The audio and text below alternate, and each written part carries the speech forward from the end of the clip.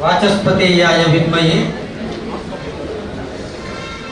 ತನ್ನೋ ಗುರು ಪ್ರಚೋದಯ. ಗುರುವಿಗೆ ನಮಸ್ಕಾರ ಮಾಡ್ತಾ, ವೇದಿಕೆಯಲ್ಲಿರ್ತಕ್ಕಂಥ ನಮ್ಮ ಜಿಲ್ಲಾಧ್ಯಕ್ಷರು ಹರೀಶ್ ಕುಮಾರ್ ಅವರೇ ಹಾಗೂ ಹಿರಿಯ ನಾಯಕರಾದಂಥ ಅಭಯ್ ಚಂದ್ರ ಜೈನ್ ಅವರೇ, ಮಿತ್ರರಾದಂಥ ಮೋಹನ್ ಪಿ ವಿ ಅವರೇ, ನಮ್ಮ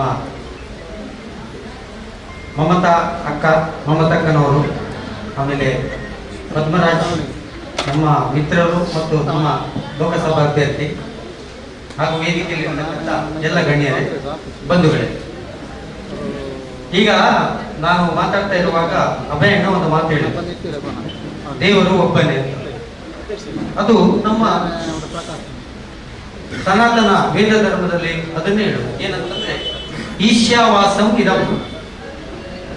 ಅದು ಈಶಾವಾಸ್ಯ ಉಪನಿಷತ್ತಿನಲ್ಲಿ ಹೇಳ್ತಾರೆ, ಏಕಂ ಸತ್ತು ವಿಪ್ರಾ ಬಹುಧಾ ವದಂತಿ ಅಂತ. ಒಬ್ಬನೇ ದೇವರು, ಅವನಿಗೆ ಹೆಸರು ಬೇರೆ ಬೇರೆ ಅಂತ. ಅದೇ ರೀತಿ ಎಲ್ಲ ಆತ್ಮಗಳಲ್ಲೂ, ಎಲ್ಲ ಭೂತಗಳಲ್ಲೂ ಆತ್ಮ ಇದೆ, ಎಲ್ಲ ಆತ್ಮವೂ ಒಂದೇ. ಇದನ್ನ ಶಂಕರಾಚಾರ್ಯರು ಹೇಳ್ತಾರೆ, ಅಹಂ ಬ್ರಹ್ಮಾಸ್ಮಿ, ನನ್ನ ಆತ್ಮ ಮತ್ತು ದೇವರು ಒಂದೇ. ಸೊ ಎಲ್ಲರ ಆತ್ಮದಲ್ಲೂ ದೇವರಿದ್ದಾನೆ ಹೇಳಿ ಆದ ಮೇಲೆ ಅಲ್ಲಿ ಭಿನ್ನಾಭಿಪ್ರಾಯ ಬರುವುದು ಯಾಕೆ? ಮೇಲೆ ಕೀಳು ಬರುವುದು ಯಾಕೆ? ಬರಬಾರದು. ಹಾಗಿದ್ರೆ ನಾವೀಗ ನಾರಾಯಣ ಗುರುಗಳ ಬಗ್ಗೆ ಮಾತನಾಡುವಾಗ ಕಾಲಘಟ್ಟದ ಬಗ್ಗೆ ಸ್ವಲ್ಪ ಹೇಳ್ತೇನೆ, ಜಾಸ್ತಿ ಮಾತಾಡೋದಿಲ್ಲ, ಮತ್ತೆ ಅಧ್ಯಕ್ಷರು ಮಾತಾಡ್ಲಿಕ್ಕೆ ಉಂಟಂತೆ ಹರೀಶರು. ಹಾಗಾಗಿ ನಾನೊಂದು ಸ್ವಲ್ಪ ಇತಿಹಾಸವನ್ನು ತಿಳ್ಕೊಳ್ಬೇಕು. ನಾವು ನಾರಾಯಣ ಗುರುಗಳು ಸಾಮಾಜಿಕ ಕ್ರಾಂತಿ ಮಾಡಲಿಕ್ಕೆ ಕಾರಣವಾದದ್ದು ಈಗ ನಿಮಗೆಲ್ಲರಿಗೂ ಗೊತ್ತಿದೆ. ವಿಶೇಷವಾಗಿ ದಲಿತರಿಗೆ ದೇವಸ್ಥಾನ ಪ್ರವೇಶ ಇಲ್ಲ, ಮಹಿಳೆಯರು ಎದೆ ವಸ್ತ್ರ ಧರಿಸಬಾರ್ದು ಇತ್ಯಾದಿ ಬೇರೆ ಬೇರೆ. ಆದರೆ ಆಶ್ಚರ್ಯ ಏನು ಅಂತಂದರೆ, ಇದೆಲ್ಲವೂ ಪ್ರಾರಂಭವಾದದ್ದು 19ನೇ ಶತಮಾನದ ಕೊನೆಯಲ್ಲಿ. ನೋಡಿ, ದೇಶದಲ್ಲಿ ಈ ಅಸ್ಪೃಶ್ಯತೆ ಮತ್ತು ಅಸಮಾನತೆಯ ವಿರುದ್ಧ ರಾಜಾರಾಮ್ ಮೋಹನ್ ರಾಯರಿಂದ ಹಿಡಿದು ನಮ್ಮ ಆರ್ಯ ಸಮಾಜದ ದಯಾನಂದ ಸರಸ್ವತಿಯವರಿಗೆ, ವಿವೇಕಾನಂದರು, ಒಂದು ಕಡೆ ಕ್ರಾಂತಿ ಆಗ್ತಾ ಇತ್ತು. ಕೇರಳದಲ್ಲಿ ಪೇರಿಯಾರಿದ್ರು, ರವೀಂದ್ರನಾಥ ಠಾಗೂರ್ ಅಂತ ಆಧ್ಯಾತ್ಮಿಕ ಚಿಂತನವಾದಿಗಳು ಎದ್ದು ನಿಂತ ಸಮಯ. ಈ 12ನೇ ಶತಮಾನದಲ್ಲಿ ಬಸವಣ್ಣ ಮಾತನಾಡಿದ ಸಮಯ. ಅದು ಆಗಿ 19ನೇ ಶತಮಾನದ ತುದಿಯಲ್ಲಿ ಏನು ಇದನ್ನು ವಿವೇಕಾನಂದರು ಅಂತ ಹೇಳಿದ್ರು. ಆಗ ಗೊತ್ತುಂಟಾ, ಇದೊಂದು ಹುಚ್ಚರ ರಾಜ್ಯ ಅಂತ ಹೇಳಿದರು. ಅಂದರೆ ಒಂದು ಕಡೆ ಕ್ರಾಂತಿ ಆಗ್ತಾ ಇತ್ತು, ಆಗ ಇಲ್ಲಿ ಅತಿರೇಕಕ್ಕೆ ಹೋಯಿತು. ಅದಕ್ಕೆ ಕಾರಣಗಳು ತುಂಬ ಇದೆ, ಅದ್ರ ಬಗ್ಗೆ ನಾನು ವಿಮರ್ಶೆ. ಯಾಕೆಂತಂದರೆ ಇತಿಹಾಸದ ಎಲ್ಲ ಸಂಗತಿಗಳಿಗೂ ನಾವು ಕೆಲವೊಮ್ಮೆ ಪ್ರತಿಯೊಂದನ್ನು ಹೇಳಿಕೊಂಡು ಕೂತ್ಕೊಳ್ಬಾರ್ದಂತೆ. ಈಗ ನೀರಿಗೆ ಕಲ್ಲು ಹೊಡೆದ್ರೆ ಅದು ಗಲೀಜಾಗ್ತದೆ, ಮಣ್ಣೆಲ್ಲ ಮೇಲೆ ಬರ್ತದೆ, ಅದು ತಿಳಿಯಾಗ್ತಾ ಇದೆ. ತಿಳಿಯಾಗ್ತಾ ಇರೋವಾಗ ಮತ್ತೆ ಕಲ್ಲೊಡಿಲಿಕ್ಕೆ ಹೋಗುವ ಅಗತ್ಯತೆ ಇಲ್ಲ. ಆದರೆ ಕೆಲವು ವಿಷಯಗಳನ್ನು ತಿಳ್ಕೊಂಡ್ರೆ ಮಾತ್ರ ಈ ವಿಷಯಗಳನ್ನು ನಾವು ಅರ್ಥ ಮಾಡಿಕೊಳ್ಳಿಕ್ಕಾಗ್ತದೆ ಅಂತ. ಈ ಜಾತಿ ಪದ್ಧತಿ ಈಗ ನಮಗೆ ಸ್ಪಷ್ಟವಾಗಿ ಗೊತ್ತಿರಬೇಕು. 4 ವರ್ಣಗಳನ್ನು ತೆಗೆದು ಜಾತಿ ಮಾಡಿದರು, ಆ ಜಾತಿಯಲ್ಲಿ ಅಸ್ಪೃಶ್ಯತೆಯನ್ನು ಮಾಡಿದರು ಅಂತ. ಹಾಗಿದ್ರೆ ವೇದ ಕಾಲದಲ್ಲಿ ಇತಿಹಾಸಗಳನ್ನು ತೆಗೆದು ನೋಡಿದರೆ ವೇದ ಮತ್ತು ಉಪನಿಷತ್ತು, ಸನಾತನ ಧರ್ಮದ ಉಪನಿಷತ್ತಿನವರೆಗೆ ಮಾತ್ರ ಎಲ್ಲವೂ ಸರಿ ಇತ್ತು. ಆ ನಂತರ ಸ್ಮೃತಿಗಳು, ಶಾಸ್ತ್ರಗಳು, ಪಂಡಿತರುಗಳು ಬರೀಲಿಕ್ಕೆ ಶುರು ಮಾಡಿದ್ರಲ್ಲ, ಅಲ್ಲಿಂದ ಅದು ಕಾಲಘಟ್ಟ ಯಾರಿಗೆ ಅಂತ ಸ್ಪಷ್ಟವಾಗಿ ಯಾರೂ ಹೇಳುವುದಿಲ್ಲ. ಆದರೆ ದಯಾನಂದ ಸರಸ್ವತಿಯವರ ಸಂಶೋಧನೆ ಪ್ರಕಾರ ಗುಪ್ತರ ಕಾಲದಲ್ಲಿ ಇದೆಲ್ಲ ಹಾಳಾಗಲಿಕ್ಕೆ ಶುರುವಾಯಿತು, ಏನೇನೋ ಮಾಡಲಿಕ್ಕೆ ಶುರು ಮಾಡಿ. ಯಾಕೆಂತಂದರೆ ವೇದದಲ್ಲಿ ಸ್ಪಷ್ಟವಾಗಿ ಸಮಾನಂ ಮಂತ್ರ ಸಮಾನ ಸಮ್ಮಿತಿ, ನಿನ್ನ ಮಂತ್ರಗಳು ಸಮಾನವಾಗಿರಲಿ, ನಿನ್ನ ಧ್ಯೇಯೋದ್ದೇಶಗಳು ಸಮಾನವಾಗಿರಲಿ, ನಿನ್ನ ಚಿಂತನೆಗಳು ಸಮಾನವಾಗಿರಲಿ ಹೇಳಿ ಋಗ್ವೇದ ಎಂಡಾಗುತ್ತೆ. ಅದರ ನಡುವೆ ಅಜ್ಯೇಷ್ಠ ಅಕನಿಷ್ಠ ಅಂತ ಹೇಳಿ ಒಂದು ಶ್ಲೋಕದಲ್ಲಿ ಹೇಳ್ತಾ ಆದೇಶ ಕೊಡ್ತದೆ. ಯಾರು ಜ್ಯೇಷ್ಠರಲ್ಲ, ಯಾರು ಕನಿಷ್ಠರಲ್ಲ, ಎಲ್ಲರೂ ಈಶ್ವರನ ಮಕ್ಕಳು, ಭೂಮಿ ತಾಯಿ ನಮ್ಮ ತಾಯಿ ಅಂತ ಹೇಳ್ತದೆ. ಇಷ್ಟೆಲ್ಲ ಇದ್ದದ್ದನ್ನು ಈ ಉಪನಿಷತ್ತು, ಅಂಬೇಡ್ಕರ್ ಅವರು ಹೇಳ್ತಾರೆ, ವೇದ ಮತ್ತು ಉಪನಿಷತ್ತಿಗೆ ನಿಂತಿದ್ರೆ ಉಂಟಲ್ಲ ಇದು, ಅಂದರೆ ಅಲ್ಲಿಗೆ ಅದನ್ನೇ ಸ್ವೀಕಾರ ಮಾಡಿಕೊಂಡು ಹೋಗಿದ್ದಿದ್ರೆ ಈ ರೀತಿ ಅನಾಹುತಗಳಾಗ್ತಿರ್ಲಿಲ್ಲ ಅಂತ. ಅದರ ನಂತರ ಬಂದಂಥ ಶಾಸ್ತ್ರ ಪಂಡಿತರ ಕೈಯಲ್ಲಿ ಸಿಕ್ಕು ಅದು ಏನೇನೋ ಆಯಿತು. ಯಾಕೆ ಹೀಗೆ ಆಗ್ತದೆ ನೋಡಿ, ನಮ್ಮ ತಲಕಾವೇರಿಗೆ ಹೋದರೆ ಆ ನದಿ ನೀರು ಉತ್ಪತ್ತಿ ಆಗ್ತದೆ, ಶುದ್ಧವಾಗಿರ್ತದೆ, ಭಾರಿ ಚಂದ ಅಲ್ವಾ. ಅದು ಹರಿಲಿಕ್ಕೆ ಶುರುವಾಗುವಾಗ ಹರಿದು ಬ್ಯಾಂಗ್ಳೂರಿಗೆ ಹೋಗಿ ಅಲ್ಲಿ ಹೋಗಿ ಇಲ್ಲಿ ಹೋಗಿ ತಮಿಳುನಾಡಿಗೆ ಹೋಗಿ ಎಂಡಾಗುವಾಗ ಅದರ ತುಂಬ ಕಸ, ಕೆಲವು ಕಡೆ ಕುಡಿಲಿಕ್ಕೂ ಸಾಧ್ಯ ಇಲ್ಲ. ಅಂದರೆ ಮೂಲದಲ್ಲಿ ಇರತಕ್ಕಂಥ ಆಧ್ಯಾತ್ಮಿಕ ಸಂದೇಶಗಳು, ದೊಡ್ಡ ದೊಡ್ಡವರು ಕೊಟ್ಟ ಉಪದೇಶಗಳು ಕಾಲ ಕಾಲಕ್ಕೆ ಯಾರ್ಯಾರದ್ದೋ ಮಿಕ್ಸಿಂಗ್, ನಂದೊಂದಿರಲಿ ಅಂತ ಎಲ್ಲರೂ ಸೇರಿಸ್ತಾ ಹೋಗ್ತಾರೆ, ಮೂಲ ಮರೆತು ಹೋಗ್ತದೆ. ಮೂಲ ಎಲ್ಲಿಯೋ. ಇವತ್ತು ಈ ಆದರ್ಶ ಪುರುಷರುಗಳು ಗಾಂಧಿ ಹೇಳಿದಿರ್ಬೋದು, ವಿವೇಕಾನಂದರು ಹೇಳುವುದಿರ್ಬೋದು, ನಾರಾಯಣ ಗುರುಗಳು ಹೇಳಿರ್ಬೋದು, ಅದನ್ನು ಎಲ್ಲೆಲ್ಲಿ ಏನೇನೋ ಹೇಳಿಕೊಂಡು ಹೋಗೋದು, ಮತ್ತು ಪುಸ್ತಕ ಬರೆಯೋದು. ಈಗ ನಾನು ಒಂದು 10 ವರ್ಷ ಭಾಷಣ ಮಾಡ್ತೇನೆ ಅಂತ ಇಟ್ಕೊಳ್ಳಿ, ಅದರಲ್ಲಿ ಕೆಲವು ಕೋಟ್ ಬರೀತೇನೆ, ಆ ಕೋಟ್ಗಳನ್ನೆಲ್ಲ ಒಂದು ಪುಸ್ತಕ ಮಾಡಿ ಬಿಡೋದು. ಅಲ್ಲಿಗೆ ಇನ್ನೊಂದು 200 ವರ್ಷ ಆದ ಮೇಲೆ ಅದು ಹಿಂದೂ ಧರ್ಮದ್ದು ಮಾರೆ, ಅದು ಹಿಂದೂ ಧರ್ಮದ ಬಗ್ಗೆ ಇರುವುದು ಅಂತ ಪರ್ಚ. ಆ ಮೂಲ ಎಲ್ಲಿಗೋಯ್ತು ಯಾರಿಗೂ ಗೊತ್ತಿಲ್ಲ. ಹಾಗಾಗಿ ವೇದ ಮತ್ತು ಉಪನಿಷತ್ತಿನ ನಂತರ ಬಂದಂಥ ಸಮಸ್ಯೆಗಳೇನು ಅಂದರೆ ಪುರಾಣ ಧರ್ಮ ಸ್ಟಾರ್ಟ್ ಆಯಿತು. ರಾಮಾಯಣ ಮಹಾಭಾರತದ ನಂತರ ಪೌರಾಣಿಕ ದೇವರುಗಳು ಸೃಷ್ಟಿಯಾಯಿತು. ಒರಿಜಿನಲ್ ಹಿಂದೂ ಧರ್ಮದಲ್ಲಿ ವೇದದಲ್ಲಿ ಮೂರ್ತಿ ಪೂಜೆ ಇಲ್ಲ. ಅಲ್ಲಿ ಸ್ಟಾರ್ಟ್ ಆದದ್ದು ಪ್ರಕೃತಿಯ ಆರಾಧನೆ. ಅದು ಬೈಬಲ್ನ ಪ್ರಾರಂಭದಲ್ಲೂ ಅದೇ ಇರುವುದು, ಕುರಾನ್ನ ಪ್ರಾರಂಭದಲ್ಲೂ ಇದು. ಪ್ರಕೃತಿಯನ್ನೇ ವಿಸ್ಮಯಕಾರಿ ಪ್ರಕೃತಿಯನ್ನು ಅರ್ಥ ಮಾಡಿಕೊಳ್ಳಿಕ್ಕೆ ಸೂರ್ಯ ಯಾರು, ಚಂದ್ರ ಯಾರು, ನೀರು ಎಲ್ಲಿಂದ ಬಂತು, ಅಗ್ನಿ ಎಲ್ಲಿಂದ ಬಂತು, ನನಗೆ ಆಹಾರ ಯಾಕೆ ಸಿಗ್ತಾ ಉಂಟು, ಏನೇನೋ ಚಿತ್ರ ವಿಚಿತ್ರ ಪ್ರಶ್ನೆಗಳನ್ನು ಕಂಡಾಗ ಅವರು ಸತ್ಯ ಶೋಧನೆಗೆ ಹೊರಟದ್ದು. ಅವರು ನಮ್ಮ ವೇದದ ಮೊದಲನೇ ಶ್ಲೋಕ ಎಂಥದ್ದು? ಅಗ್ನಿ ಮೀಳೆ ಪುರೋಹಿತ ಅಂತ. ಅಗ್ನಿಯ ಮೂಲಕ ಆರಾಧನೆ. ಯಾರನ್ನು ಅದರಲ್ಲಿಗಿರುವುದು? ಅದರಲ್ಲಿ ಈಗಿನ ಪೌರಾಣಿಕ ದೇವರುಗಳೆಲ್ಲ ಯಾವುದೂ ಇಲ್ಲ, ಆಯಿತಾ. ಸೂರ್ಯ ಚಂದ್ರ ಅಂದರೆ ಪ್ರಕೃತಿಗೆ ಸಂಬಂಧಪಟ್ಟದ್ದು ಮಾತ್ರ. ಮತ್ತು ಗುಣಗಳು, ಒಂದು ಸೃಷ್ಟಿ, ಅದಕ್ಕೊಂದು ಹೆಸರಿಟ್ಟರು. ಇನ್ನೊಂದು ನಡೀತಾ ಇರ್ತದಲ್ಲ ಚಲನಶೀಲತೆ, ಅದಕ್ಕೆ ವಿಷ್ಣು ಅಂತ ಹೇಳಿದರು. ನಾಶ ಯಾವುದು? ರುದ್ರ ಅಂತ ಹೇಳಿದರು. ಇದು ಕೇವಲ ಅಗ್ನಿಯ ಅದು ನಂತರ ಪುರಾಣ ಧರ್ಮದ ನಂತರ ಈ ಸತ್ಯನಾರಾಯಣ ಪೂಜೆ, ಶನೀಶ್ವರ ಪೂಜೆ ಅಂತೆ, ಆ ದೇವರುಗಳು, ಈ ಮೂರ್ತಿಗಳು, ಇದೆಲ್ಲ ಆ ನಂತರ ಬಂದದ್ದು. ಅಲ್ಲಿ ತುಂಬ ಅಲ್ಲೋಲ ಕಲ್ಲೋಲಗಳಾಗಿ ಈ ಜಾತಿ ವ್ಯವಸ್ಥೆ ಮತ್ತು ಅಸ್ಪೃಶ್ಯತೆಯು ಪ್ರಾರಂಭ ಆಯಿತು. ಇದನ್ನು ಒಪ್ಪಿಕೊಳ್ಳಬೇಕು. ಇರಲಿಲ್ಲ ಅಂತ ಯಾರು ಹೇಳಲಿಕ್ಕೆ ಸಾಧ್ಯ ಇಲ್ಲ, ಅದು ಇರಲಿಲ್ಲ ಅಂತ ಯಾರು ಹೇಳಲಿಕ್ಕೆ ಸಾಧ್ಯ ಇಲ್ಲ. ಆದರೆ ಮತ್ತೆ ಅದು ಬೇರೆ ಬೇರೆ ಮಹಾಪುರುಷರ, ಗಾಂಧಿಯವರು ಇರ್ಬೋದು, ಬೇರೆ ಬೇರೆಯವರ ನೇತೃತ್ವದಲ್ಲಿ ವಿವೇಕಾನಂದರು, ಅದಕ್ಕೆ ವಿವೇಕಾನಂದರು ಇದಕ್ಕೆ ಉತ್ತರ ಕೊಡ್ತಾರೆ. ಆಗ ಮತಾಂತರ ಪ್ರಾರಂಭ ಆಗ್ತದೆ. ಇಲ್ಲಿ ಕಲ್ಕತ್ತಾದಲ್ಲಿ ಫಸ್ಟ್ ಕ್ರಿಶ್ಚಿಯನ್ರು ಮತಾಂತರ ಸ್ಟಾರ್ಟ್ ಮಾಡ್ತಾರೆ. ಆಗ ಈಶ್ವರಚಂದ್ರ ಸಾಗರರು, ರಾಜಾರಾಮ್ ಮೋಹನ್ ರಾಯರು ಹೋಗಿ ಅಡ್ಡ ನಿಲ್ತಾರೆ. ಅಡ್ಡ ನಿಂತು ಅವ್ರು ಹೇಳ್ತಾರೆ, ನಾವು ಹಿಂದೂ ಧರ್ಮದ ವೇದಾಂತ ಮಾತ್ರ ಹೇಳ್ತೇವೆ. ವೇದಾಂತ ಏನು? ಅಭಯಣ್ಣ ಈಗ ಕೂತ್ಕೊಂಡಾಗ ಒಂದೇ ಮಾತಲ್ಲಿ ಹೇಳಿದರು, ಸತ್ಯವೇ ದೇವರು, ಅಹಿಂಸಾ ಪರಮೋ ಧರ್ಮ. ಅದರಲ್ಲಿ ಹೇಳ್ತದೆ ಏನು? ಸತ್ಯಂ ಚ ಸ್ವಾಧ್ಯಾಯ ಪ್ರವಚನೇ ಚ ವೃತಂ ಚ ಸ್ವಾಧ್ಯಾಯ ಪ್ರವಚನೇ ಚ. ಸತ್ಯವನ್ನು ತಿಳಿದುಕೋ, ಸತ್ಯವನ್ನು ಬೋಧಿಸು. ಧರ್ಮದ ಮಾರ್ಗವನ್ನು ತಿಳಿದುಕೋ, ಧರ್ಮವನ್ನು ಬೋಧಿಸು. ಅತಿಥಿಯಶ್ಚ ಸ್ವಾಧ್ಯಾಯ ಪ್ರವಚನೇ ಚ. ಅತಿಥಿಗಳನ್ನು ಯಾರು ಬಂದರೂ ತಿರಸ್ಕರಿಸಬೇಡ.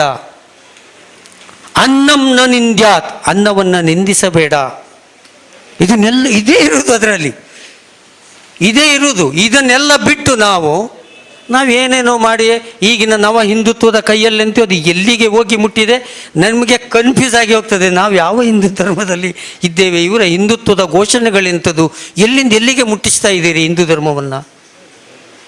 ಅದರಲ್ಲಿ ಲಾಸ್ಟಿಗೆ ನಾನು ಅಭಯಣ್ಣ ಯಾಕೆ ಆ ಮಾತು ಹೇಳಿದ್ದೆ, ನನಗೆ ಒಂದಿಷ್ಟು ಭಾಷಣ ಮಾಡಲಿಕ್ಕೆ ಇದು ಸಿಕ್ಕಿದಾಗೆ ಆಯಿತು. ಒಂದೇ ಶಬ್ದ ಅವ್ರು ಹೇಳಿದ್ದು ಒಳ್ಳೆ ಸ್ಪಷ್ಟವಾಗಿ ಹೇಳ್ತದೆ. ಅದು ಲೌಕಿಕ, ಪಾರಮಾರ್ಥಿಕ ಎರಡು ಬೇರೆ. ನಾವು ಧರ್ಮದ ಬಗ್ಗೆ ಮಾತಾಡೋದು ಅಂತಂದರೆ ಅಲ್ಲಿ ಲೌಕಿಕತೆ ಬರಬಾರ್ದು, ವಿಜ್ಞಾನ ಬರಬಾರ್ದು. ವಿಜ್ಞಾನ ಬೇರೆ, ಧರ್ಮ ಬೇರೆ. ಧರ್ಮದಲ್ಲಿ ವಿಜ್ಞಾನ ಉಂಟ ಕೇಳುವುದೇ ಮೂರ್ಖ ಪ್ರಶ್ನೆ. ಧರ್ಮದಲ್ಲಿ ವಿಜ್ಞಾನ ಬರುವುದು ಹೇಗೆ? ಋಷಿಗಳು ತಪಸ್ಸು ಮಾಡಿದ್ದು ಸತ್ಯದ ಶೋಧನೆಗೆ, ಆತ್ಮ ಶೋಧನೆಗೆ. ವಿಜ್ಞಾನ ಶೋಧನೆ ಮಾಡುವುದು ವಸ್ತುವಿನ ಮತ್ತು ದ್ರವ್ಯ ಅಥವಾ ಘನವಸ್ತುವಿನ ಶೋಧನೆ. ಲೌಕಿಕ ಅಭಿವೃದ್ಧಿಗೆ ಅವರು ಕೆಲಸ ಮಾಡೋದು. ಹಾಗಿದ್ರೆ ವಿಜ್ಞಾನಿಗಳು ಬಂದು ಇದನ್ನೆಲ್ಲ ಹೇಳಲಿಕ್ಕಾಗ್ತದ?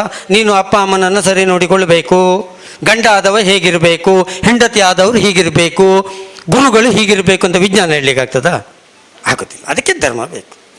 ಇದು ಕ್ಲಾರಿಟಿ ನಮಗೆ ಅರ್ಥ ಆದರೆ ಸಾಕು.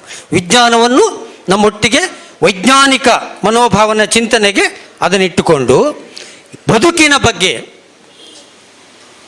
ನನಗೆ ನಿನ್ನೆ ವಿಶ್ವದ ಇವರು ದಾಸ ಹೇಳಿದ ಮೇಲೆ ನಾನು ಸ್ವಲ್ಪ ಮತ್ತಷ್ಟು ಓದಿದೆ. ಆಗ ನನಗೆ ಆಶ್ಚರ್ಯ ಆಯಿತು. ಶಂಕರಾಚಾರ್ಯರ ಅಹಂ ಬ್ರಹ್ಮಾಸ್ಮಿ ಅಂದರೆ ಆತ್ಮ ಮತ್ತು ದೇವರು ಒಂದೇ ಹೇಳ್ತೇನೆ, ದೇವರು ಒಂದೇ ಅಂತೇಳಿ ಅವರು ಅದನ್ನು ಸ್ವೀಕಾರ ಮಾಡಿದರು. ಅಂದರೆ ಅವರು ಅದನ್ನೇ ಒಂದೇ ಜಾತಿ, ಒಂದೇ ಧರ್ಮ, ಒಂದೇ ದೇವರು. ಅವರು ಈ ವೈಕಂ ಪ್ರಕರಣದಲ್ಲಿ, ದೇವಸ್ಥಾನದ ಪ್ರಕರಣದಲ್ಲಿ ದೊಡ್ಡ ಗಲಾಟೆ ಆಗ್ತದೆ. ದೊಡ್ಡ ಗಲಾಟೆ ಆಗಿ ಗಾಂಧೀಜಿಯವರು ಎಲ್ಲರಿಗೂ ಪತ್ರ ಬರೀತಾರೆ, ಇವರಿಗೆ ಬೆಂಬಲಕ್ಕೆ ಬರ್ತಾರೆ. ಆಗ ಅಲ್ಲಿನ ಆಡಳಿತ ಇವರ ಕೈಯಲ್ಲಿರ್ತದೆ. ಎಂಥದ್ದು? ತಿರುವೈಂಕೂರು ರಾಜರ ಆಡಳಿತದಲ್ಲಿರ್ತದೆ. ಮೀಟಿಂಗ್ ಮಾಡ್ತಾರೆ. ಮೀಟಿಂಗ್ ಎಲ್ಲ ಮಾಡಿದ ಮೇಲೆ ಫಸ್ಟಿಗೆ ಆ ದೇವಸ್ಥಾನದ ಸುತ್ತಮುತ್ತ ಒಂದು ರಸ್ತೆಯನ್ನು ಬಿಡ್ತೇವೆ ಅಂತ ಹೇಳ್ತಾರೆ. ಪುನಃ ಮೀಟಿಂಗ್ ಆಗ್ತದೆ, 2, ಹೀಗೆ ತುಂಬ ಗಲಾಟೆ ಆಗ್ತದೆ. ಕೊನೆಗಂತೂ ದೇವಸ್ಥಾನಕ್ಕೆ ಹೋಗಲಿಕ್ಕೆ ಪರ್ಮಿಷನ್ ಸಿಗೋ ತನಕ ಅದು ಹೋರಾಟ ಆಗ್ತದೆ. ಇವರಿಗೆ ದೇವಸ್ಥಾನದ ಒಳಗೆ ಹೋಗಲಿಕ್ಕೆ ಪರ್ಮಿಷನ್ ಇಲ್ಲ. ಆಗ ಅದಕ್ಕೆ ಅವರೇನು ಹೇಳ್ತಾರೆ, ಒಂದು ದೇವಸ್ಥಾನವನ್ನು ಮಾಡ್ತಾರೆ. ಆಗ ಹೇಳ್ತಾರೆ, ಇದು ಯಾವ ಶಿವ? ಅದಕ್ಕೆ ಅವರು ಹೇಳ್ತಾರೆ, ಇದು ನಮ್ಮ ಶಿವ, ಶೂದ್ರ ಶಿವ ಹೇಳ್ತಾರೆ. ಆಮೇಲೆ ಅರವಿಂದ ಠಾಗೂರ್ ಅವರು ಇವರ ಬಗ್ಗೆ ಹೇಳ್ತಾರೆ, ಏನು? ಯೋಗದಲ್ಲಿ ಪತಂಜಲಿ, ಯಾರು? ನಾರಾಯಣ ಗುರುಗಳು. ಯೋಗದಲ್ಲಿ ಪತಂಜಲಿ, ಜ್ಞಾನದಲ್ಲಿ ಶಂಕರ, ಹೋರಾಟದಲ್ಲಿ ಸಾಮಾಜಿಕ ಬದಲಾವಣೆಯಲ್ಲಿ ಅಂಬೇಡ್ಕರ್. ಇದನ್ನೆಲ್ಲವನ್ನೂ ನಾನು ಇವರಲ್ಲಿ ನೋಡಿದೆ ಅಂತೇಳಿ ಯಾರು ಹೇಳೋದು? ರವೀಂದ್ರನಾಥ್ ಠಾಗೂರ್. ಸೊ ಗಾಂಧೀಜಿಯವರಿಗೆ ಇವರಿಗೆ ಮಾತುಕತೆ ಆಗ್ತದೆ. ಆಗ ಗಾಂಧೀಜಿಯವರು ಕೇಳ್ತಾರೆ, ಮೋಕ್ಷವನ್ನು ಇದು ತಗೊಳ್ಳಿಕ್ಕೆ ಹಿಂದೂ ಧರ್ಮ ಸಾಕಾಗೋದಿಲ್ಲ ಗುರುಗಳೇ ಅಂತ ಕೇಳ್ತಾರೆ. ಆಗ ಇವರು ಹೇಳ್ತಾರೆ, ಮೋಕ್ಷವನ್ನು ಸಾಧಿಸಲಿಕ್ಕೆ ಅನ್ಯ ಧರ್ಮಗಳ ಅಗತ್ಯ ಇಲ್ಲ, ಆದರೆ ಬಾಹ್ಯ ಸ್ವಾತಂತ್ರ್ಯವನ್ನು ಹಿಂದೂ ಧರ್ಮದಲ್ಲಿ ನಾವು ಪಡ್ಕೊಳ್ಳುವಂಥದ್ದು ಅಗತ್ಯತೆ ಇದೆ. ಅದು ಇರಲಿಲ್ಲಲ್ಲ, ಆಗ ಸ್ವಾತಂತ್ರ್ಯ ಎಲ್ರಿಗೂ ಇರಲಿಲ್ಲಲ್ಲ. ಸೊ ಈ ಒಂದು ಕ್ರಾಂತಿಕಾರಿ ಅವರು ಅಂತಹ ಪರಿಸ್ಥಿತಿಯಲ್ಲಿ, ಅಲ್ಲಿ ಭಾರಿ ಒಂದು ವಿಚಿತ್ರ ಮತ್ತು ಆಘಾತಕಾರಿ, ಆಶ್ಚರ್ಯಕಾರಿ ಅಂದರೆ ಅಬೇಣ್ಣ ದೇಶದ ಎಲ್ಲೆಡೆಯೂ ಇಲ್ಲದ ಕೆಲವು ನಿಯಮಗಳಲ್ಲಿ ಬಂದುಬಿಟ್ಟು, ಟಿಯಾ ಸಮಾಜ ಮತ್ತು ಎಂಥದ್ದು ಬಿಲ್ಲವರ್ಗ, ಆಗ ಈಳವ ನಾಯರ್ ಬಂದರೆ 12 ಫೀಟ್ ದೂರ ನಿಲ್ಲಬೇಕಿತ್ತು, ನಂಬೂದ್ರಿ ಬಂದರೆ 36 ಫೀಟ್ ದೂರ ನಿಲ್ಲಬೇಕಿತ್ತು. ವಿಚಿತ್ರ ನಿಯಮಗಳು. ಅದು ಆಶ್ಚರ್ಯ ಅಂದರೆ 19ನೇ ಶತಮಾನದಲ್ಲಿ ಇದು. ಆಮೇಲೆ ಹತ್ತಿರ ಬಂದಾದರೆ ಕಡಿಯುವುದೇ, ಇಷ್ಟು ದೂರವೇ ನಿಲ್ಲಬೇಕಿತ್ತು, ನೆರಳು ಕೂಡ ಬೀಳಬಾರ್ದು ಅಂತ. ಆ ಲೆವೆಲಲ್ಲಿ ಇದ್ದದ್ದನ್ನು ನಾರಾಯಣ ಗುರುಗಳು ಪರಿವರ್ತನೆಯನ್ನು ಮಾಡಿದರು. ಅವರು ಸಂಘರ್ಷಕ್ಕೆ ಹೋಗಲಿಲ್ಲ. ಯಾವುದೇ ಸಮಸ್ಯೆಯನ್ನು ಸಂಘರ್ಷದ ಮೂಲಕ ಬಗೆಹರಿಸಲಿಕ್ಕೆ ಆಗೋದಿಲ್ಲ ಹೇಳೋದು, ಅಂದರೆ ಹಿಂಸಾತ್ಮಕ ಪ್ರತಿಭಟನೆಯ ಮೂಲಕ ಆಗೋದಿಲ್ಲ, ನಾವು ಚಳುವಳಿಯನ್ನೇ ಮಾಡ್ತೇವೆ ಅಂತೇಳಿ ಅವರಿಗೂ ಅದಕ್ಕೆ ಗಾಂಧಿಗೆ ಸೆಟ್ ಆಯಿತು. ಗಾಂಧಿಯು ಅದನ್ನೇ ಹೇಳೋದು, ಹೊಡಿಬಡಿಯಿಂದಾಗಿ ಯಾರನ್ನೂ ಸರಿ ಮಾಡಲಿಕ್ಕೆ ಆಗೋದಿಲ್ಲ ಅಂತ. ಮತ್ತು ನಾರಾಯಣ ಗುರುಗಳ ಅಭಿಮಾನಿಗಳು ಎಲ್ಲ ವರ್ಗದವರು ಇದ್ದಾರೆ. ಎಲ್ಲ ವರ್ಗದವರು ಇವನ್ನು ನಮ್ಮ ಶಂಕರಾಚಾರ್ಯರನ್ನು ಏನು ಫಾಲೋ ಮಾಡ್ತಾರ ಅಂತ ಅನೇಕ ಜನ ಬ್ರಾಹ್ಮಣರ ಮನೆಯಲ್ಲಿ ನಾರಾಯಣ ಗುರುಗಳು. ಯಾಕೆ ಹೇಳಿ, ನಾರಾಯಣ ಗುರುಗಳು ಇದು ಶಂಕರಾಚಾರ್ಯ ಹೇಳಿದ್ರಲ್ಲ ಅಹಂ ಬ್ರಹ್ಮಾಸ್ಮಿ, ಅದನ್ನೇ ಇವರು ಫಿಲಾಸಫಿಯನ್ನು ಅದನ್ನೇ ಹೇಳೋದು ಇವರು. ನಮಗೆ ಹತ್ತಿರವಾಯಿತು. ಸೊ ಇದು ನಡೀತಾ ಬಂತು. ಅವತ್ತು ದೇವಸ್ಥಾನಗಳನ್ನು ಮಾಡಿದರು. ಅವರು ಹೇಳ್ತಾರೆ, ನೀವು ಶಿಕ್ಷಣವನ್ನು ಪಡಿಬೇಕು, ಸ್ವತಂತ್ರ ಆಗಬೇಕು ಅಂತ. ಎರಡನೇದು ಕೈಗಾರಿಕೆಗಳ ಅಭಿವೃದ್ಧಿ ಆಗಬೇಕು ಹೇಳಿದರು ಒಬ್ಬ ಗುರುಗಳು. ಆಗ ಕೈಗಾರಿಕೆಗಳ ಬಗ್ಗೆ ಇಂಡಸ್ಟ್ರಿಯಲ್ ಡೆವಲಪ್ಮೆಂಟ್ ರೆವಲ್ಯೂಷನ್ ಆಗಬೇಕು ಅಂತ ಹೇಳಿದರು ಅವರು. ಬರೀ ಏನೋ ಧಾರ್ಮಿಕ ಏನು ಅಸ್ಪೃಶ್ಯತೆ ಇದ್ರ ಬಗ್ಗೆ ಹೋರಾಟ ಅಷ್ಟೇ ಅಲ್ಲ, ಒಟ್ಟು ಸಮಗ್ರವಾಗಿ ಸಮಾಜದ ಅಭಿವೃದ್ಧಿ ಆಗಬೇಕು. ಅವತ್ತು ಅವರ ಆ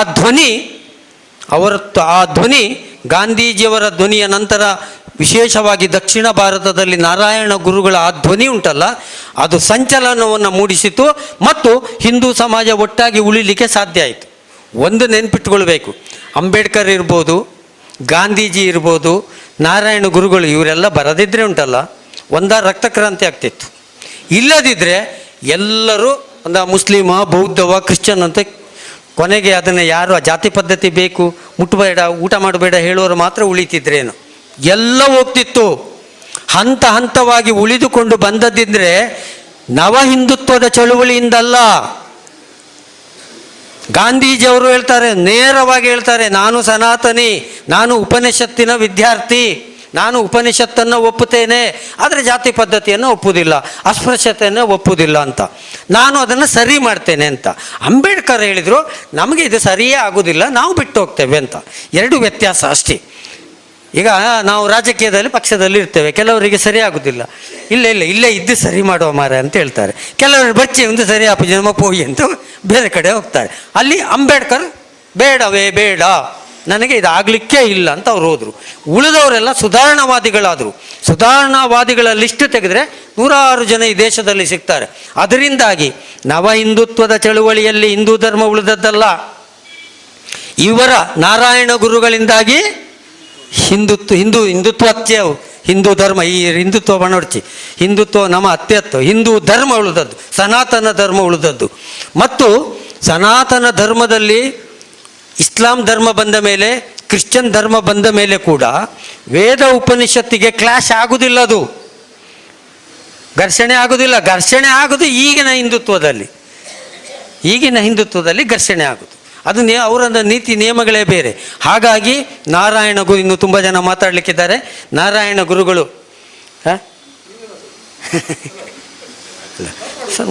ನಾರಾಯಣ ಗುರುಗಳ ಈ ಒಂದು ಫಿಲಾಸಫಿಯ ಬಗ್ಗೆ ನಾವು ಅರ್ಥ ಮಾಡಿಕೊಂಡಷ್ಟು. ಮತ್ತು ಇನ್ನೊಂದೇನಂತಂದರೆ, ನಾರಾಯಣ ಗುರುಗಳು ಇಡೀ ದೇಶದ ಅನೇಕ ಭಾಗಕ್ಕೆ ಹೋಗ್ತಾರೆ. ಭಾಗಕ್ಕೆ ಹೋದಾಗ ಅವರಿಗೆ ಒಂದೊಂದು ಕಡೆಯೂ ಅವರಿಗೆ ಆ ಇನ್ಸ್ಪಿರೇಷನ್ ಸಿಗ್ತದೆ. ಇವತ್ತು ಬಸವಣ್ಣನನ್ನು ನಾವು ನೋಡ್ತೇವೆ. ನಮಗೆ ಸತ್ಯ ಹೇಳಬೇಕು ಅಂದರೆ 12ನೇ ಶತಮಾನದ ಬಸವಣ್ಣ ನಮಗೆ ನಾರಾಯಣ ಗುರುಗಳು ಬಸವಣ್ಣ ಈ ಭಾಗಕ್ಕೆ. ಇಲ್ಲರೂ ಅರ್ಥ ಮಾಡಿಕೊಳ್ಳಿ, ಅದೇ ರೀತಿಯ ನೀತಿ ನಿಯಮಗಳು ನೋಡಿ, ಬ್ರಿಟಿಷರು ಮಾಡಿದಷ್ಟು ಕೊಟ್ಟಷ್ಟು ಕಾಟ ಉಂಟಲ್ಲ ಈ ದೇಶನ ಒಡಿಲಿಕ್ಕೆ ಬೇರೆ ಯಾರೂ ಮಾಡಲಿಲ್ಲ. ಅವರು ಅದಕ್ಕೆಲ್ಲ ಗಾಳಿ ಹಾಕೋದು, ಈಚೆಯಿಂದ ದಲಿತರಿಗೆ ಗಾಳಿ ಹಾಕೋದು, ಈಚೆಯಿಂದ ಹಿಂದೂ ಮುಸ್ಲಿಮಿಗೆ ಗಾಳಿ ಹಾಕೋದು. ಯಾಕೆಂದರೆ ಅವರದ್ದು ನಡಿಬೇಕಲ್ಲ, ಅದನ್ನು ಸುಧಾರಣೆಗೆ ಬಿಡ್ತಾನೇ ಇರಲಿಲ್ಲ ಅವರು. ಹಾಗಾಗಿ ನಾರಾಯಣ ಗುರುಗಳು ಮಾಡಿಕೊಂಡ ಆಯ್ಕೆ ಆಧ್ಯಾತ್ಮ ಮತ್ತು ಸಾಮಾಜಿಕ ಸುಧಾರಣೆ. ನಾವು ಹಿಂದೂಗಳು, ಮುಸ್ಲಿಮರು, ಕ್ರಿಶ್ಚಿಯನ್ನರು ನಮ್ಮ ಧರ್ಮದ ಆಧ್ಯಾತ್ಮವನ್ನು ತಿಳ್ಕೊಳ್ಬೇಕು. ಆಧ್ಯಾತ್ಮವನ್ನು ತಿಳ್ಕೊಂಡ್ರೆ ಯಾರಿಗೆ ಬೇಕಿದ್ರೂ ಉತ್ತರ ಕೊಡ್ಬೋದು, ಮತ್ತೆ ಘರ್ಷಣೆ ಆಗುವುದಿಲ್ಲ. ಮುಸ್ಲಿಂ ಒಬ್ಬ ಹಿಂದೂ ವಿದ್ವಾಂಸ ಆಧ್ಯಾತ್ಮದ ಬಗ್ಗೆ ಮಾತಾಡಿಕೊಂಡು ಹೊರಟ್ರೆ ಘರ್ಷಣೆ ಆಗ್ತದ ಸಾಹೇಬೇರೆ? ಆಗುವುದಿಲ್ಲ. ನಮ್ಮ ನಡವಳಿಕೆಗಳು ಆಧ್ಯಾತ್ಮ ಅಲ್ಲ, ಅದು ನಮ್ಮ ಆಚರಣೆಗಳು. ಏನೇನೋ ಆಚರಣೆಗಳು ಬಂದಿದೆ ನೋಡಿ. ಈಗ ನಮ್ಮಲ್ಲಿ 4 ಆಚರಣೆ ಉಂಟು ಪದ್ಮರಾಜ್. ಸನಾತನ ಧರ್ಮದ ಹೋಮ ಹವನಗಳ ಆಚರಣೆ, ಆ ನಂತರ ಬಂದ ಪುರಾಣ ಕಾಲದ ಆಚರಣೆಗಳು, ಆ ನಂತರ ಬಂದಂಥ ಸಾಂಸ್ಕೃತಿಕ ಆಚರಣೆಗಳು, ಆ ನಂತರ ಬಂದಂಥ ಜನಪದ ಆಚರಣೆಗಳು. ಈ ಆಚರಣೆಗಳೇ ಸಮಸ್ಯೆ ಆಗ್ತಾ ಹೋಗ್ತಾ ಇದ್ದೀವಿ. ಅದರಲ್ಲಿ ಕೆಲವುದರಲ್ಲಿ ಮೌಢ್ಯ. ಈಗ ಜನಪದ ಆಚರಣೆ ಅಂದರೆ ಏನು ಅಂತ ಕೇಳ್ಬೋದು. ಕೆಂಡ ಆಯುವುದು ಇದು ಜನಪದದಲ್ಲಿ ಬಂದದ್ದು. ಸಾಂಸ್ಕೃತಿಕ ಆಚರಣೆ ಯಾವುದು? ಸಾಂಸ್ಕೃತಿಕ ಆಚರಣೆ ನಾವು ದೀಪಾವಳಿ ದಿವಸ ದೀಪ ಹಚ್ಚುತ್ತೇವಲ್ಲ, ಮನೆಯ ಸುತ್ತ ದೀಪ. ಸಾಂಸ್ಕೃತಿಕ ಆಚರಣೆ ಈ ಎಲ್ಲವೂ ಮಿಕ್ಸ್ ಆಗ್ತಾ ಹೋಯಿತು, ಎಲ್ಲವೂ ಮಿಕ್ಸ್. ಹಾಗಾಗಿ ಇವತ್ತು ನಾವು ನವ ಹಿಂದುತ್ವಕ್ಕೆ ಉತ್ತರ ಕೊಡಬೇಕು ಅಂತಿದ್ರೆ ನಾವು ನಾರಾಯಣ ಗುರುಗಳನ್ನು ಸರಿಯಾಗಿ ಓದಬೇಕು. ನಾವು ಮಹಾತ್ಮ ಗಾಂಧೀಜಿಯವರ ಧಾರ್ಮಿಕ ಫಿಲಾಸಫಿಯನ್ನು ಓದಬೇಕು. ನಾವು ವಿವೇಕಾನಂದರನ್ನು ಓದಬೇಕು. ಈ ಓದಿಕೊಂಡು ಹೋದರೆ ಅವರ ಸಿದ್ಧಾಂತದ ಮೂಲಕ ನಾವು ನವ ಹಿಂದುತ್ವ ಅಂದರೆ ಏನು ಹೇಳ್ತಾ ಇದ್ದೇನೆ ಹೇಳಿ ನಿಮಗೆ ಅರ್ಥ ಆಗಿದೆ. ಅದನ್ನು ನಾನು ಈ ವೇದಿಕೆಯಲ್ಲಿ ಅದಕ್ಕೆ ಆ ಟಾಪಿಕ್ಕಿಗೆ ಹೋಗೋದಿಲ್ಲ, ನಿಮಗೆ ಅರ್ಥ ಆಗಿದೆ ಅಂತ ಭಾವಿಸ್ತೇನೆ. ನವ ಹಿಂದುತ್ವಕ್ಕೆ ನಾರಾಯಣ ಗುರುಗಳೇ ಸಿದ್ಧ ಉತ್ತರ. ಆದರೆ ಬೇಸರ ಏನಾಗ್ತದೆ ಅಂದರೆ, ನಾರಾಯಣ ಗುರುಗಳ ಅನುಯಾಯಿ ಆಗಿಕೊಂಡು ನಾನು ನಾರಾಯಣ ಗುರುಗಳ ಅನುಯಾಯಿ ಅಂತ ಹೇಳಿಕೊಂಡು ಅವರ ತತ್ವಕ್ಕೆ ತದ್ವಿರುದ್ಧವಾಗಿ ನಡೆದುಕೊಳ್ಳುವಂಥ ಗುಂಪು ಸೃಷ್ಟಿಯಾಗಿದೆ ಅಲ್ಲ, ಅದು ನಮಗೆ ಬೇಸರ. ಈಗ ಗಾಂಧಿಯ ಅನುಯಾಯಿ ಅಂತ ಹೇಳಿಕೊಂಡು ಗಾಂಧಿಗೆ ತದ್ವಿರುದ್ಧವಾಗಿ ನಾವು ನಡೆದರೆ ಹೇಗಾಗ್ತದೆ? ಹಾಗಿದ್ರೆ ಇವತ್ತು ನಾರಾಯಣ ಗುರುಗಳು ಹೇಳಿದ್ದೇನು, ನಾವು ಮಾಡ್ತಾ ಇರೋದೇನು? ಅವರು ಅಹಿಂಸಾವಾದಿ ಆಗಿದ್ರಪ್ಪ. ಪಕ್ಕ ಅಹಿಂಸಾವಾದಿಯಾಗಿದ್ದರು ಅವರು. ಮೇಲ್ಜಾತಿಯವರನ್ನ ಕೊಲ್ಲಿ ಹೊಡಿರಿ ಬೋಡಿರಿ ಅಂತ ಹೇಳಿಲ್ಲ ಅವರು, ಎಲ್ಲರನ್ನ ಗೆಲ್ಲಬೇಕು ಅಂತ ಹೇಳಿದವರು. ಅಂತಹ ನಾರಾಯಣ ಗುರುಗಳ ಅನುಯಾಯಿ ನಾವು ಹೌದು ಅಂತಾದರೆ ನಾವು ಯಾವ ದಾರಿಯಲ್ಲಿ ಹೋಗಬೇಕು? ಹಾಗಾಗಿ ಸಮಾಜವನ್ನು ಗೆಲ್ಲಬೇಕು, ಗೆದ್ದೇ ಪ್ರೀತಿಯಿಂದ ಗೆಲ್ಲಬೇಕು. ನೋಡಿ, ಜಗತ್ತು ಅಹಿಂಸೆಯ ಜಗತ್ತಾಗಿದ್ದರೆ ಆಗಿರೋದ್ರಿಂದ ಜಗತ್ತು ಉಳಿದಿದೆ. ಹಿಂಸೆಯ ಜಗತ್ತಾಗಿದ್ದರೆ ಉಳಿತಿತ್ತ? ಇಷ್ಟೊತ್ತಿಗೆ ಏನೇನೋ ಆಗಿ ನಾಶ ಆಗಿ ಹೋಗ್ತಿತ್ತು. ಹಾಗಾಗಿ ನಾರಾಯಣ ಗುರುಗಳ ಸಮಾನತೆ ಸಂದೇಶ ಮತ್ತು ಆಧ್ಯಾತ್ಮದ ಸಂದೇಶ, ದಯವಿಟ್ಟು ನಾನು ಮತ್ತೆ ಮತ್ತೆ ಹೇಳ್ತೇನೆ, ನಾವು ಪ್ರತಿಯೊಬ್ಬರು ಆಧ್ಯಾತ್ಮವನ್ನು ಅರ್ಥ ಮಾಡಿಕೊಳ್ಳಿ. ಪಣೋಡವೇನು ಆಧ್ಯಾತ್ಮವನ್ನು ಅರ್ಥ ಮಾಡಿಕೊಳ್ಬೇಕು. ನಾವು ಫಿಲಾಸಫಿ ಅರ್ಥ ಮಾಡಿಕೊಳ್ಳುವುದೇ ಇಲ್ಲ. ಅವರ ಜೀವನ ಚರಿತ್ರೆ ಓದೋದು ಒಂದು ಭಾಗ, ಫಿಲಾಸಫಿ ಸರಳವಾಗಿ ನಾವು ಅರ್ಥ ಮಾಡಿಕೊಳ್ಬೋದು. ಹಾಗಾಗಿ ಇವತ್ತು ಸನಾತನ ಹಿಂದೂ ಧರ್ಮ ಬೇರೆ, ನೆನ್ಪಿಟ್ಕೊಳ್ಳಿ. ವೇದ ಮತ್ತು ಉಪನಿಷತ್ತಿನ ಚೀಟಿಯಾವು, ವೇದ ಮತ್ತು ಉಪನಿಷತ್ತಿನ ಬೇರೆ, ಪೌರಾಣಿಕ ಧರ್ಮ ಬೇರೆ, BJPಯ ಹಿಂದುತ್ವ ಬೇರೆ. ಇದು ವೆರಿ ಕ್ಲಿಯರ್, ವೆರಿ ಕ್ಲಿಯರ್. ಸನಾತನ ಹಿಂದುತ್ವ ವೇದ ಮತ್ತು, again I specifically Mohan P ಅವರು ಹೇಳ್ತೇನೆ, ವೇದ ಮತ್ತು ಉಪನಿಷತ್ತಿನವರೆಗೆ ಮಾತ್ರ, ಶಾಸ್ತ್ರ ಅದಕ್ಕಲ್ಲ. ಅಲ್ಲಿಯವರೆಗಿನ ವಿಷಯಗಳಿಗೆ ಬೇಕಾದಷ್ಟು ಸಮಾನತೆಯನ್ನು ನಾವು ಕೊಂಡೋಗ್ಲಿಕ್ಕೆ ಸಾಧ್ಯ ಇದೆ. BJPಯ ಹಿಂದುತ್ವದು ಪಕ್ಕಾ, ಅದು ನಾನು ಇಲ್ಲಿ ಮಾತಾಡೋದಿಲ್ಲ ಜಾಸ್ತಿ, ಬ್ಯಾಲೆಟ್ ಪೇಪರಿನ ಹಿಂದುತ್ವ, ಅದು ರಾಜಕಾರಣಕ್ಕೆ ಇಟ್ಟುಕೊಂಡಿರೋ ಹಿಂದುತ್ವ. ಅಲ್ಲ, ಇಷ್ಟೆಲ್ಲ ಮತ್ತು ನಾರಾಯಣ ಗುರುಗಳ ಬಗ್ಗೆ ಅಲ್ಲ ಹೇಳಿದ್ದು, ನಾರಾಯಣ ಗುರುಗಳ ಬಗ್ಗೆಯೇ ಹೇಳಿದ್ದು ನಾನು. ನಾರಾಯಣ ಗುರುಗಳು ಕನ್ಕ್ಲೂಷನ್ ಆಗಿ ಹೇಳ್ತಾ ಇದ್ದೇನೆ, ಆತ್ಮ ಮತ್ತು ಪರಮಾತ್ಮ ಒಂದೇ ಹೇಳುವಂಥದ್ದನ್ನು ಮತ್ತು ಎಲ್ಲರ ಆತ್ಮದಲ್ಲಿ ದೇವರುಂಟು ಹೇಳುವುದಕ್ಕೆ, ವಿಶ್ವಾಸರೇ, ಎಲ್ಲರ ಆತ್ಮದಲ್ಲೂ ದೇವರುಂಟು ಹೇಳುವುದಕ್ಕೆ ಸರಳವಾಗಿ ಹೇಳಿದ್ದು ಒಂದೇ ಜಾತಿ, ಒಂದೇ ಕುಲ, ಒಂದೇ ದೇವರು ಅಂತ. ಅದನ್ನು ಸರಳವಾಗಿ ಹೇಳಿದರು. ಮತ್ತು ದೇವಸ್ಥಾನಗಳ ನಿಷೇಧ ಇರುವಾಗ ದೇವಸ್ಥಾನಗಳನ್ನು ಕಟ್ಟಿದರು, ಶಿಕ್ಷಣಕ್ಕೆ ಆದ್ಯತೆಯನ್ನು ಕೊಟ್ಟರು. ಮತ್ತು ಕ್ರಾಂತಿಕಾರಿ ಸಂತ ಅವರು ಯಾಕೆ ಹೇಳಿದ್ದು ಅಂತಂದರೆ, ಕೈಗಾರಿಕೆಗಳ ಬಗ್ಗೆ ಮಾತಾಡಿದರು ಅವರು. ನೋಡಿ, ಯೋಚನೆ ನೋಡಿ, ಒಬ್ಬ ಗುರುಗಳು ಕುತ್ಕೊಂಡು ಮಾಡಬೇಕಾದ್ದೇನು? ಸಮಾಜದ ಅಭಿವೃದ್ಧಿಯ ಚಿಂತನೆ, ಮಾರ್ಗದರ್ಶನ ಅಂದರೆ ಅದು. ಇಲ್ಲೇ ಬನ್ನಿ, ಬರೀ ದೇವರು ದೇವರು ಹೇಳಿದ್ದಲ್ಲ ಅವರು, ನೀವೆಂಥ ಕೆಲಸ ಮಾಡ್ತೀರಿ, ರೆವಲ್ಯೂಷನ್ ಮಾಡಿ, ಕೈಗಾರಿಕೆ ಮಾಡಿ, ಆರ್ಥಿಕವಾಗಿ ಗಟ್ಟಿಯಾಗಿ, ಇದೆಲ್ಲವನ್ನು ಹೇಳಿಕೊಂಡು ಗಾಂಧಿಯನ್ನು, ರವೀಂದ್ರನಾಥ್ ಟಾಗೋರ್, ಅಂಬೇಡ್ಕರ್, ವಿವೇಕಾನಂದ ಇವರೆಲ್ಲರ ಫಿಲಾಸಫಿಯನ್ನು ಒಂದು ಸರಳೀಕೃತವಾಗಿಗೊಳಿಸಿ, ತುಂಬ ಸರಳವಾಗಿ ಹೇಳ್ತಾ ಹೋದದ್ದು ಅವರು. ಸರಳವಾಗಿ ಅರ್ಥ ಆಗ್ತದೆ ನಿಮಗೆ ನಾರಾಯಣ ಗುರುಗಳು.